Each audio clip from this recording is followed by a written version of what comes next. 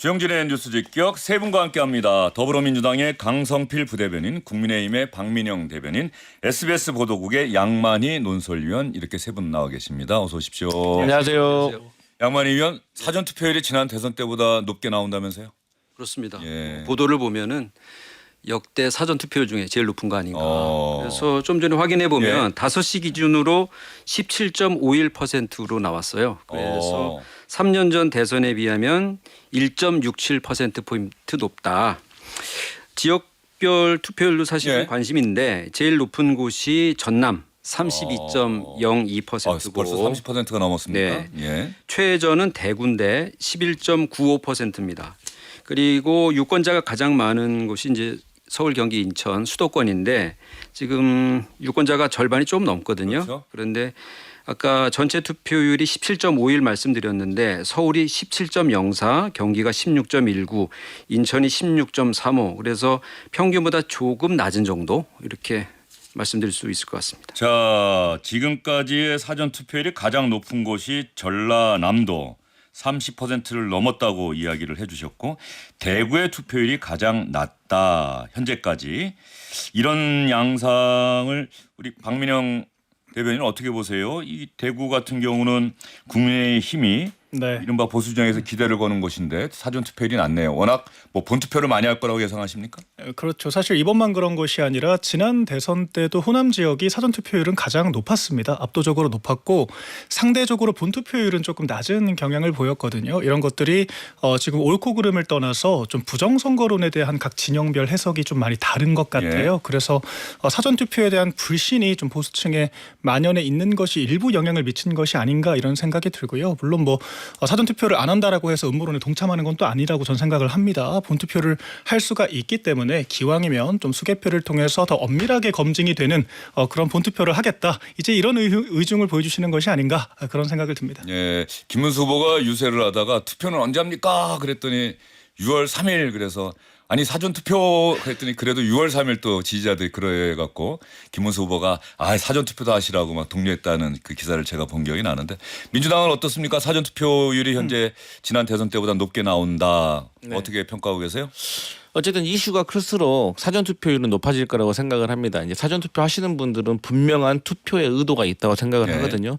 아무래도 이번 이슈라고 하면은 누구도 부인할 수 없을 만큼 가장 중요한 것이 불법적인 비상계엄이라고 생각을 하거든요.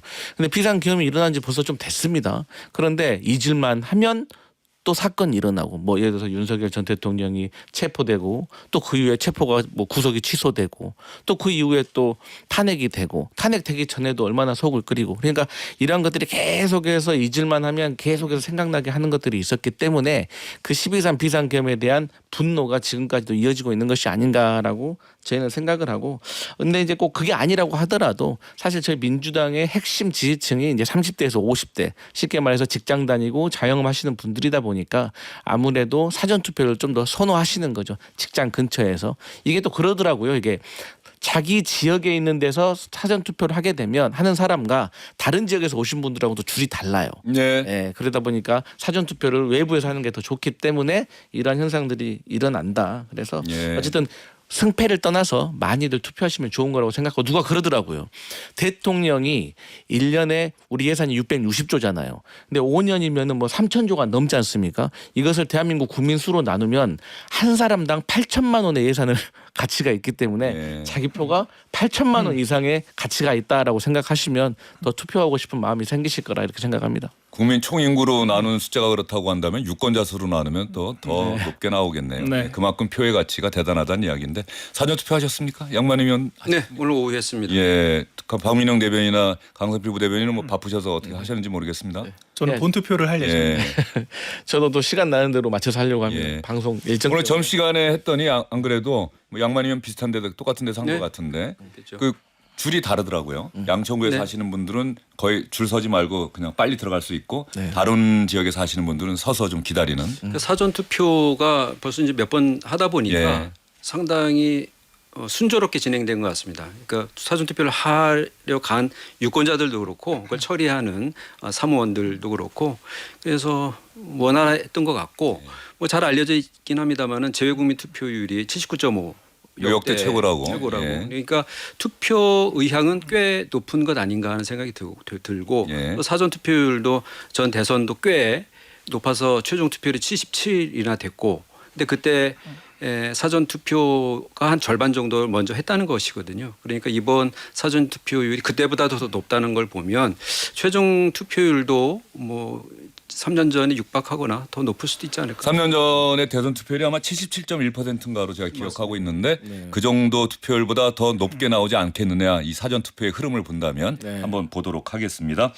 투표에는 당연히 참여해야 되겠죠. 지금 뭐 유력 정당의 후보들 모두 사전 투표하면서 투표에 꼭 참여해달라고 독려를 하고 있는데 이 사전 투표일인 오늘도 여전히 전국을 뜨겁게 달구고 있는 대선 전국을 뜨겁게 달구고 있는 주제 가운데 하나는 역시 이준석 개혁신당 후보의 지난 마지막 TV 토론에서의 발언이었던 것 같습니다. 어떤 내용이었는지는 이미 여러분들께서 충분히 알고 계시리라 생각돼서 더 이상 제 입으로는 언급을 하지 않겠습니다만 어쨌든 이준석 후보가 어제 심심한 사과를 표명하면서도 제가 최대한 정제해서 표현한 것이다 이렇게 이야기를 했는데 오늘 국회에서 긴급 기자회견을 했습니다. 어떤 내용이었는지 그리고 이준석 후보의 기자회견 내용을 들은 민주당에서는 어떤 반응을 보였는지 이준석 후보와 민주당의 조승래 선대위 공보단장의 이야기 차례로 들어보겠습니다. 해당 표현은 제가 창작한 것이 아니라 이재명 후보의 장남 이동호 씨가 인터넷 커뮤니티에 직접 올린 글의 순화된 버전이었습니다. 이미 법조계 자료와 언론 보도를 통해 사실관계는 확인이 되었습니다. 대통령 후보자에 대한 검증은 사생활의 문제가 아니라 공적 책임의 연장선입니다. 상식의 눈높이에서 묻고 싶습니다. 제가 한 질문 가운데 어디에 혐오가 있습니까? 정말 성범죄자로 지탄받아야 할 사람은 누구입니까? 지난 2022년 대통령 선거에서 불거진 일로 당시 이재명 후보는 대통령 후보로서 자식을 둔 아버지로서 국민들 앞에 사과했습니다. 22년 대선 이후 윤석열 정부 시절 당사자는 혹독한 수사와 재판을 거쳐 벌금 500만 원형을 선고받았습니다. 자신의 과오에 대해 지난해 최종적으로 법적인 책임을 진 것입니다. 대선을 5일 앞둔 시점에 과거 문제를 마치 새로운 일인 것처럼 선거에 이용해서는 안 됩니다. 더구나 상대방 후보의 낙선을 목적으로 허위 사실을 유포하는 행태는 용납할 수 없습니다. 일단 양만희 의원께 질문을 드릴 수밖에 없겠네요. 이준석 후보는 내가 말한 건 팩트다. 이미 벌금 500만 원 선고받았고 그런 내용들이 공소장에 기재돼 있는 걸 내가 그 자료로도 또 언론 기사로도 확인한 내용이다. 그런데 민주당에서는 이거 허위다. 근데 허위라고 하는 게 진짜 아니라고 하는 건지 아니면 뭐 사실과 허위를 교묘하게 섞어서 말했다는 것인지 좀 불분명한데 어떤 내용입니까? 그건 이준석 후보가 지금 잘못된 발언을 했다고 해서 공격받는 상황에서 좀 논점을 다른 곳으로 가져가려고 하는 것 아닌가 하는 생각이 드는데 네. 왜냐하면 어제하고 오늘하고 기존 똑같습니다. 일단 불쾌하게 생각한 불편하게 생각하는 사람들에게는 사과하겠다. 그러나 나는 할 만한 말을 했다 이런 거거든요. 근데 제가 보기에는 방점은 후자에 가 있는 거예요. 네. 그러니까 어제하고 달라진 건 뭐냐면 그 문제의 표현이 담겨 있는 인터넷 커뮤니티 댓글은 이재명 후보의 아들이 쓴 것이고 그리고 그런 음담패설 댓글과 불법 도박 혐의로 약식 기소돼서 벌금 500만 원을 선고받은 것이 사실이다라고 하는 부분이 하나의 추가적인 사실관계가 드러난 것이죠. 그런데 지금 이게 왜 논란이 됐냐면 대통령 후보 간에 온 국민이 보는 그런 네. 토론회에서 그 표현을 그대로 가져와서 이게 할 문제냐 이건 이제 핵심적인 문제잖아요. 그런데 오늘 이준석 후보가 무슨 얘기를 했냐면 이거는 역치의 문제다. 표현의 역치라는 얘기를 했어요. 그러니까 역치라고 하는 거는 사람에 따라서 어떤 뭐 문제 같은 것이 이제 들어왔을 때 이 정도 내가 감내할 수 있어. 이건 안 돼. 그러니까 그 해당 표현에 대해서 어떤 사람은 문제라고 생각할 수 있고 어떤 사람은 아니다. 이런 인식을 아직도 가지고 있는 거예요. 그러니까 지금 또 자기는 가치 중립적이라는 단어를 썼다 이런 얘기를 하거든요. 가치 중립적이라는 말이 제 생각에는 뭔가 외설스러운 음란한 단어 쓰지 않았다 이런 취지 같아요. 네. 왜냐하면 원문에 이제 그런 내용이 있으니까. 그런데 그렇지 않은 말들을 연결해서 문장을 만들었을 때 대단히 부적절하고 음란하고 폭력적인 문장은 얼마든지 만들 수 있거든요. 그렇기 때문에 여전히 이 가장 핵심적인 문제는 좀 비켜가면서 원래 그러니까 이제 청취자들의 이해를 돕기 위해서 이제 이준석 후보가 얘기하는 건 뭐냐면 이재명 후보의 아들이 이제 약식 기소됐을 때 그 음담 패설에 해당하는 댓글 4가지가 이제 적시돼 있어요. 네. 그 중에 하나를 자기가 이제 얘기를 했다는 것이고 그런데 민주당에서는 그렇게 기소돼서 벌금형을 받은 것은 맞지만 주장하기로는 그건 자신이 쓴 게 그러니까 아들이 쓴 게 아니라는 주장을 일단 하는 것이고요. 불분명하다. 예. 명확하지 않다. 또 하나는 뭐냐면 그 해당 단어에 보면 남성 여성 구분이 좀 애매하고 오히려 남성이라고 볼 여지가 있어요. 그러니까 사실관계 측면에서 보면 이준석 후보가 TV 토론에서 주장한 말 자체 그러니까 여성 혐오와 관련된 표현 자체가 아니었다는 거죠. 댓글 자체가. 그래서 민주당의 이야기는. 네, 그게 이제 그래서 사실관계가 다르기 때문에 결국 허위 사실이라는 것이고 이 말 자체는 이재명 후보를 공격하기 위한 낙선시키기 위한 목적이기 때문에 선거법 위반이다. 이게 이제 민주당의 주장인 예. 다시 한번 말씀드리자면 이런 사실관계를 놓고 뭐 싸우는 정치권에서는 이걸 가지고 이제 논란을 벌일 수 있겠습니다만은 이 문제가 출발된 본질적인 부분은 그것은 아니기 때문에 그걸 좀 가려서 볼 여지가 있다 생각합니다. 알겠습니다. 성폭력을 비판하기 위한다라는 목적으로 또 다른 또 하나의 성폭력적 언행을 했다. 뭐 이런 부분이 지금 비판의 논점 아니겠습니까? 더군다나 온 국민이 지켜보고 있는 텔레비전 토론이라고 하는 공론의 장에서 그러한 이야기를 했다. 또 하나 이준석 후보가 이재명 후보의 가족, 공인의 가족 검증을 위한다는 명분이었다고 한다면 이준석 후보가 의도하고자 했던 바를 이렇게 기자회견에서 설명할 수밖에 없을 정도로 이준석 후보의 표현 자체에 대한 비판이 워낙 집중되고 있기 때문에 이준석 후보의 의도는 결국 성공하지 못한 건지 아니면 성공한 것인지 이런 부분들에 대해서 뭐 이준석 후보가 지금 계속 기자회견하고 기자들에게 이야기하는 게 거의 똑같은데 이번에 강성필 부대변인 생각 한번 물어볼까요? 민주당은 뭐 당연히 지금 거세게 비판하고 있는데. 네, 우리 이제 논설위원께서 이 내용에 대해서 잘 설명해 주셨기 때문에 그냥 좀 큰 틀에서 좀 말씀드리면 일단 사과를 했다고 했잖아요. 심심한 사과, 불편하신 분들. 이건 사과가 아닙니다. 왜냐 전체 맥락을 읽어보면 사과는 100분의 1 정도밖에 안 돼. 그러니까 쉽게 말해서 매를 벌고 있다라고 저희는 생각을 합니다.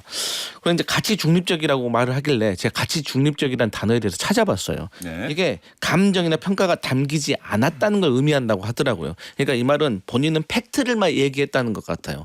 그러면 팩트를 얘기했냐? 저희는 그것이 허위 사실이라는 거예요.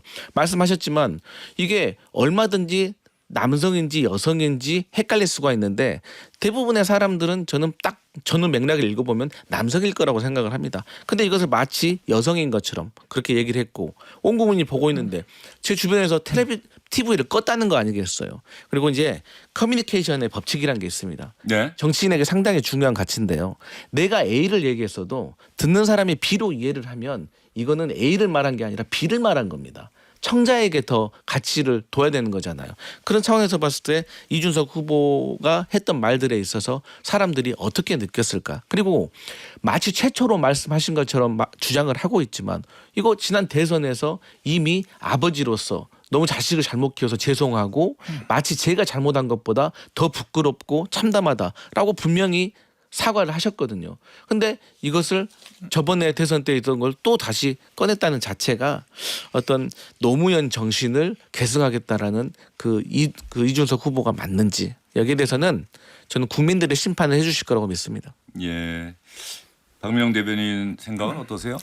김대섭 의원이 오늘 라디오에서 네. 표현을 참 잘했더라고요. 그러니까 달을 가리키면서 왜 달을 안 보냐라고 하기에는 달을 가리키는 손가락이 지나치게 주목받을 수밖에 없도록 만들었다. 네. 네, 그렇다라고 하면 달을 안 본 것이 아니라 못 본 게 되는 것이고 그것은 발화자의 잘못이라고밖에 볼 수가 없는 거죠. 이렇게까지 논란이 커지는 가운데 대다수의 사실 거대 양당 모두가 다 부적절한 발언이었다라고 이야기를 한다라는 것은 대다수의 국민들께서 같은 생각을 하실 거라고 저는 생각을 하고요. 이런 부분들에 대해서 좀 부적절했다라고 사과를 하기보다는 제 느낌에는 불편하신 분들께 사과라는 거는 조건부 사과고 이게 왜 불편하지?라고 저는 되묻는 걸로 좀 느껴졌거든요. 네. 그래서 이런 것들은 좀 사과에도 적절한 태도는 아니었다. 또다시 사람들이 달을 볼 수 없게 만드는 그런 사과였다.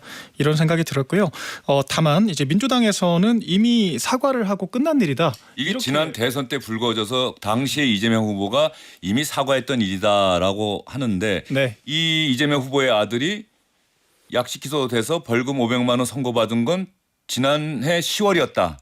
이건 또 어떻게 보면 최근의 일이라는 거죠. 맞습니다. 이건 또 하나의 새로운 사실이었다는 거고. 예. 그렇죠. 그리고 당시에는 의혹 제기 단계였고 좀 포괄적인 부분에 대한 사과였다라고 하면 지금 국회에 제출된 그런 공소 내용들을 본다라고 하면은 일단 상습 도박 그리고 특정 연예인에 대한 좀 과도한 막말 이제 이런 부분들 중에 구체적으로 어떤 혐의가 입증된지 모르겠습니다만 부적절한 행위들이 입증이 돼서 벌금을 문 것은 사실이거든요. 그러면 이런 부분들에 대해서 지나간 일이라고 좀 퉁치는 것도 어떤 국민들께는 충분히 검증되지 않았다라고 생각을 하실 수가 있을 것 같습니다. 그래서 이 부분은 민주당도 조금 태도 공격만 할 것이 아니라 적절한 입장 표명도 필요하다. 이 정도로 덧붙이겠습니다. 예, 이준석 후보가 지금 이야기하는 게 이재명 후보의 사과를 요구하더라고요. 어제 공소장을 확인하고 언론 보도로 해서 사실관계는 드러났다라고 주장을 하면서 이재명 후보의 사과를 요구하고 있는데 민주당의 태도는 워낙 강경하고 또 민주당뿐만 아니라 뭐 여성단체, 시민단체, 뭐 변호사단체에서도 이준석 후보를 고발하고 뭐 이런 일련의 흐름들이 이어지고 있는데 이 상황이 양만 의원 보기에 지금 대선 전국 닷새 남았습니다. 대선이 어떻게 작용을 할까요? 영향을 미칠까요? 어제 이 자리에 나왔던 조국 혁신당 대변인은 이준석은 끝났다라고 표현을 했는데 윤재관 대변인은 또 김철근 개혁신당 사무총장은 무슨 이야기냐? 이준석 후보 어제 지지율 봐라. 이제 정말 해보면 하다. 뭐 이렇게 또 이야기를 하고 있는데 어떻게 보세요? 근데 저는 TV 토론 때 제대로 얘기를 했다면 이렇게 구구하게 긴급 기자회견을 해야 될 이유는 없었다고 생각을 합니다. 그런데 그때 TV 토론을 할 때 자신이 후보 검증을 위해서 이 말을 한다라고 하는 것을 분명히 하지 않았어요.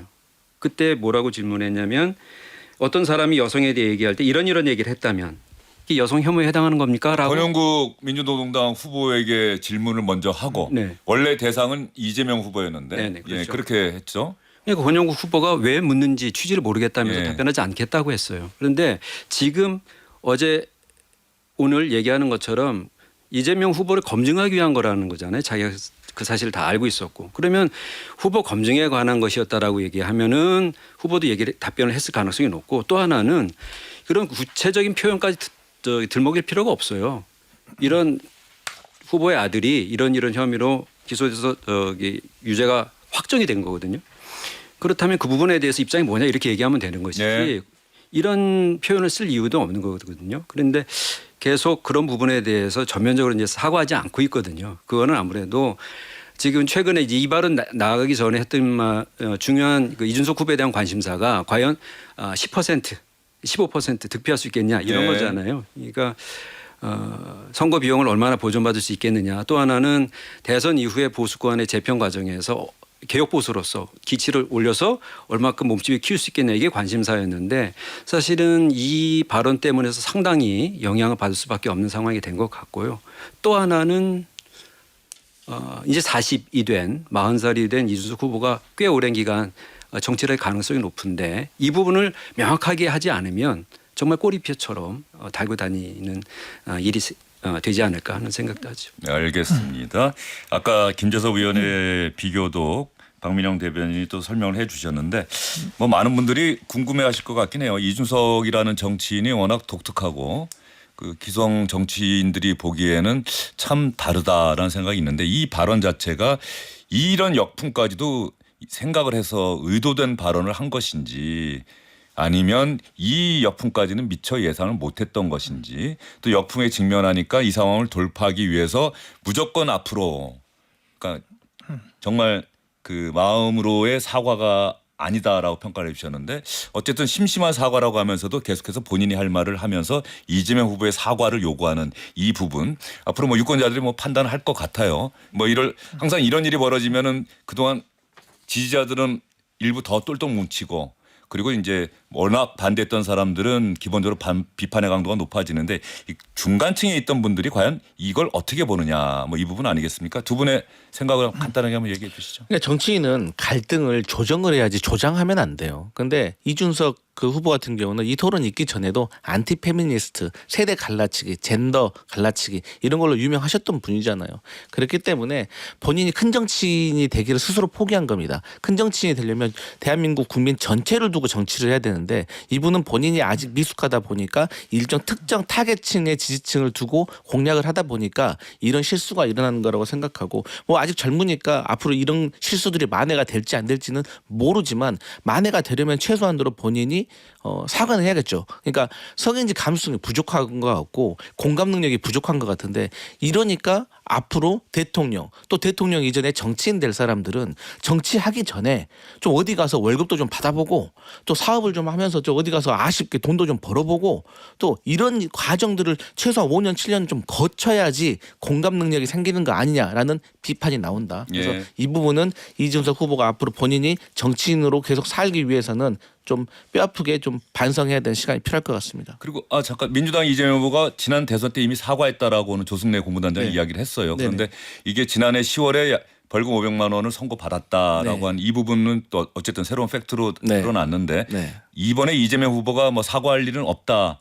워낙 어떻게 생각하십니까? 그러니까 이제 말씀하셨던 것처럼 포괄적인 사과라고 하지만 사과를 하는 내용에 대해서 본인의 자식에 대한 잘못에 대해서 사과를 한 거고 그 과정 속에서 지난 대선 때. 수사가 있고 기소당해서 재판받아서 그 결과가 나온 것이기 예. 때문에 그건 조금 분리돼야 될 것 같고 어쨌든 이 상황 자체가 좀 정리가 되면 그때는 또 사과를 하실지 두 번 자식에 대해서 사과하실지 모르겠지만 최소한 지금 상황에서는 이 어떤 사실관계가 흐트러지는 결과를 낳을 수 있기 때문에 저는 지금 상황에서는 사과할 일은 없다고 생각합니다. 알겠습니다. 이 논란의 여파는 사실 개혁신당 내에서조차 탈당하는 사람들이 폭증하고 있다. 네. 이런 기사들이 있었잖아요. 이미 거기서부터 평가가 끝난 문제라고 생각을 합니다. 그러니까 보통의 사람들이 봤을 때는 평균적인 사람들이 봤을 때는 부적절했다 이렇게 생각을 한다라는 것이고 이준석 후보가 만약에 좀 저렇게 저격수처럼 정치를 하는 게 목적이라고 하면 특정 지지층에게만 소구해도 문제가 없을 수도 있습니다. 그런데 대권이 목적이라고 하는 거잖아요. 지금도 대통령 선거에 나온 것이고 우리나라에서 대통령 선거라는 것은 과반에 가까운 혹은 그 이상의 득표를 해야만 네. 국가의 지도자가 될 수 있는 건데 그렇다라고 하면 훨씬 더 넓은 그릇과 넓은 품과 옳고 그름에 함몰되는 것이 아니라 더 다양한 사람들의 공감대를 끌어안을 수 있어야 하지 않습니까? 그런데 사실 저는 이번 일의 파장을 생각을 못한 것 같아요. 그러니까 사실 바로 직후 기자들의 질문에 당황하는 듯한 왜 이렇게까지 반응하는지 모르겠다. 불편하신 분들이 있었다면 이제 이런 단서들을 달면서 방어적으로 대응을 하지 않습니까? 저는 이것이 오히려 더 이준석 후보는 이게 왜 문제인지를 잘 인지를 못하고 있구나. 그리고 그거를 여러 국민들께서 같이 느끼고 계실 거거든요. 그러니까 그런 부분에서 너무 약점들이 노출됐다라고 생각하고 저도 사실 앞선 두 번의 토론에서 이준석 후보를 역시 그래 토론은 이준석이다. 예. 정책 잘한다. 이렇게 평가를 했었는데 문득 이준석이 과거에 이제 그런 이슈들도 있었고 개혁신당의 허은하 전 대표한테 했던 그런 일들까지 같이 상기가 네네. 되면서 조직을 다루지 못하는 이렇게 공감하지 못하는 사람이 아직 대권을 가기에는 많이 무르익지 못했다. 아직 성숙해야 된다. 이제 이런 평가들을 하게 됐습니다. 알겠습니다. 아까 말씀하신 내용 중에 개혁신당에서는 탈당하는 인원이 늘어난다는 기사가 뜨자 탈당하는 인원보다 더 많은 인원들이 입당하고 있다. 또 이렇게 해명했다는 점까지 말씀 좀 드리도록 하겠습니다. 자, 이준석 후보의 발언과 관련해서 이야기를 나눠봤고요. 어쨌든 판단은 유권자들의 몫입니다. 이재명 후보와 국민의힘 김문수 후보는 어떤 이야기를 오늘 하고 있는지 이재명 후보의 오늘 유세 발언은 제가 준비하는 동안에 아직까지 유세가 있지 않아서 어제 밤에 있었던 이재명 후보의 이야기 오늘도 아마 비슷한 이야기 할 겁니다. 이재명 후보의 어제 유세 그리고 이어서 김문수 후보가 오늘 사전투표를 하고 나서 기자들과 만나서 한 이야기 또 유세 아마 시간은 비슷할 겁니다. 두 후보의 이야기 차례로 들려드리도록 하겠습니다. 그들이 승리하는 날, 즉 우리가 패배하는 날 내란숙의 윤석열은 김문수 당선자 등에 업혀 다시 복귀할 것입니다. 우리가 하기에 따라서 이제 이 내란과 혼란을 이겨내고 국민이 진짜 헌법에 써진 대로 이 나라 주권자로 존중받는 국가의 모든 역량이 오로지 더 나은 국민들의 삶과 이 나라의 더 밝은 미래를 위해서만 쓰여지는 진짜 대한민국이 될 수도 있습니다. 이 두 선택지 중에 어느 길로 갈 것인지는 모두 여러분의 손에 달려 있습니다. 저는 마지막까지도 계속 노력을 하겠습니다. 그래서 전체적으로 지금 하나로 뭉치기 위해 가지고 노력을 계속 하고 있는 중입니다. 민주주의는 상권분립 아시죠? 네. 상권분립은 입법, 행정, 사법이 나눠져 있어야 되는데 입법 국회의원 숫자가 한 192명 된다고 해가지고 그 숫자를 가지고 완전히 대통령부터 장관까지 싸그리 출처상을 내고 그 다음에 또 대법원장부터 판사들을 출처상을 다 내두고 검찰청은 아예 없애버리고 지금 쓸데없는 공수처를 만들어가지고 지금 엉뚱한 사람 잡으러 돌아다니고 여러분 이렇게 해서 대한민국 민주주의가 유지되겠습니까? 이재명, 김문수 후보의 이야기 여러분 들어보셨는데요. 오늘 이재명 후보가 이 내란 연합이라고 하는 표현을 쓰면서 이준석 후보가 결국은 김문수 후보로 단일화할 것이다라는 글을 SNS에 썼어요. 김문수 후보가 마지막까지 단일화 노력을 계속하겠다. 어젯밤에 양만 의원, 네. 김문수 후보가 국회 사무실로 찾아갔다는 거죠? 의원회관으로 찾아갔다는 예. 것이죠. 그러니까 이준석 후보를 만나서 예. 단일화 얘기를 해볼 요량으로 갔었고 측근인 천하람 의원 사무실에도 가서 1시간 정도 기다렸다고 하는데 결국 이제 못 만났고 네, 연락 없이 간 거군요. 그런 예. 일단 뭐 삼고 초려하는 모양새를 좀 취한 것 같고 못 만나고 이제 기자들이 물어보니까 본 투표까지 계속 노력하겠다라는 취지로 얘기고 오늘도 아까 들으신 앞부분의 얘기가 그 얘기입니다. 그런데 이준석 후보는 오늘 기자회견에서 역시 뭐 단일화는 이런지아에 그런 일 없다. 그리고 전화 연락이 안 된 건 내가 전화 김문수 후보의 선의는 믿는다는 표현을 또 했더라고요. 글쎄요. 그러니까 뭐 이 선의를 믿는다는 건 뭐냐면 네. 자꾸 이렇게 구애를 해가지고 결국 최종적으로 졌을 때 이준석 때문에 진 거야. 네. 뭐 이런 식으로 얘기할 것은 아닐 것으로 기대한다면 그 정도 취지인 것 같고 문제는 오늘 오전에 김문수 후보가 계속 노력하겠다고 얘기했음에도 불구하고 2시에 권성동 원내대표가 단일화는 무산됐다. 예. 그리고 완주하겠다는 이준석 후보의 뜻을 존중한다. 네. 그 얘기를 하면서 무슨 얘기를 했냐면 이준석 후보의 공약 중에서 괜찮은 거 우리가 끌어안아서 실현하겠다. 지금은 김문수, 미래는 이준석 이런 네. 얘기를 하거든요. 뭐냐면 이준석 후보한테 가려고 하는 표를 어떻게든지 끌어들여야 되겠다 이렇게 얘기를 하고 있는 것 같은데 저는 모르겠습니다. 선대위 국민의힘 선대위가 좀 어수선한 상황이기 때문에 이게 후보하고 다 얘기가 돼서 권성동 원내대표가 얘기를 한 것인지 원내대표 저 정도 얘기했으면 분명하긴 할 것 같긴 한데요. 글쎄 그 단일화 부분에 관해서는 어느 정도 매듭이 지어진 것 같긴 합니다. 예, 이준석 후보가 대표직에서 물러나는 과정에서 어쨌든 역할을 한 것 아니냐는 평가를 받고 있는 권성동 원내대표가 미래는 이준석이다 얘기했다 이거죠. 예, 알겠습니다. 자, 그런데 이재명 후보는 왜 오늘 SNS에 이런 글을 올린 겁니까?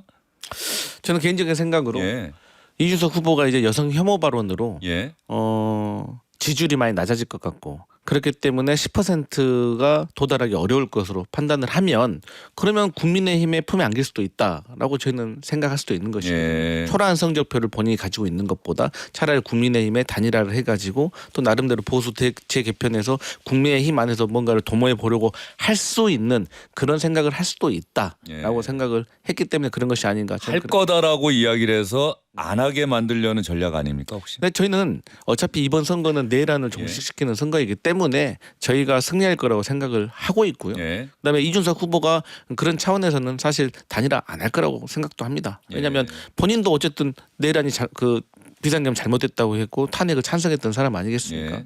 그리고 본인 이 여성 혐오 발언이 있기 전까지는 본인이 10% 할 자신이 있었을 겁니다. 그리고 본인의 표는 김문수 후보에게 가지 않습니다. 오히려 김문수 후보가 단일하게 되면 본인의 자산, 핵심 타겟층인 젊은 2030 남성들 표를 잃어버릴 수도 있기 때문에 본인으로서는 안 하려고 했겠지만 혹시 이 여성 혐오 발언으로 지지율이 떨어져서 극단적인 선택을 할까 이런 생각도 해봤습니다. 예. 극단적인 선택.